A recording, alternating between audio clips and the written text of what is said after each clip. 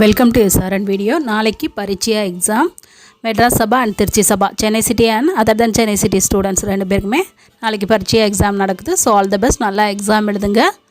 So exam போகிறதுக்கு இப்போ 10 to 12 தான் எக்ஸாம் டைமிங். அதனால் ஷார்ப்பாக அந்த டைம் போகாமல் ½ அன் ஹவருக்கு முன்னாடியே, ஏன்னா எந்த எக்ஸாம் சென்டர்னு ஒரு சிலருக்கு தெரியாது, டிராஃபிக் அதிகமாக இருக்கலாம். அதனால் ½ அன் ஹவருக்கு முன்னாடியே ஒரு 9:30 போல் எக்ஸாம் சென்டருக்கு போயிருங்க. ஹால் டிக்கெட் மறக்காமல் எடுத்து வச்சுக்கோங்க. ஹால் டிக்கெட் வரலைன்னா கூகுளில் போயிட்டு பிரிண்ட் எடுத்து வச்சுக்கோங்க. அதை டூப்ளிகேட் ஹால் டிக்கெட்டாக யூஸ் பண்ணிக்கோங்க. எக்ஸாம் எழுத ரைட்டிங் பேட் எடுத்துக்கோங்க. இப்போயும் கமெண்ட்டில் கேட்குறீங்க பென்சிலில் தான் எழுதணுமான்னு. பென்னில் தாங்க எழுதணும், பென்சிலில் எழுதக்கூடாது. 2 பென் எடுத்துகிட்டு போங்க. ஒன்று எழுதலைனாலும் இன்னொன்று யூஸ் பண்ணிக்கோங்க. வாட்டர் பாட்டில் எடுத்துகிட்டு போங்க. எக்ஸாம் ஹாலில் water bottle, writing pad, pen இதெல்லாமே அலோடு தான். கொஸ்டின் பேப்பரை நல்லா ரீட் பண்ணி பாருங்கள். சின்ன சின்ன குழந்தைங்க தான் எழுத போகிறீங்க.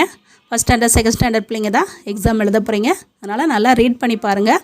நல்லா அழகாக ஹேண்ட் ரைட்டிங் சூப்பராக இருக்கணும். ஹேண்ட் ரைட்டிங்க்கு 5 மார்க்ஸ் உங்களுக்கு தெரியும். அதனால் அடித்தல் திருத்தல் இல்லாமல் அழகாக நீட்டாக எழுதுங்க. உங்களுக்கு சாய்ஸ் கொடுத்துருக்காங்க. ஸோ அதனால் உங்களுக்கு நல்லா தெரிஞ்ச கொஸ்டினை மட்டும் நீங்கள் அட்டன் பண்ணுங்கள். எக்ஸாம் 12 o'clock முடிஞ்சிடும்.